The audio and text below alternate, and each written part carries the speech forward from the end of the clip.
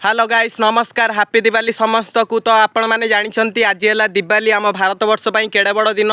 तो किछिटा यूट्यूबर अच्छा किछिटा Instagram user अच्छा से आसीना भिडियो मध्यम कहे कि दिवालीटा को आपण मैंने दीप जालिकिना पालन करूँ जहाँद्वारा कि आम देश में पल्यूसन बढ़ो ना। बाण फुटाइवा द्वारा देश में पल्यूसन बढ़ो। तापर जो मैंने बाण फुटाऊँ आपण मैंने जाई कहे कि भाई बाण फुटाना आज आम ये बाण फुटाइवा द्वारा आम देश में पल्यूसन बढ़ो।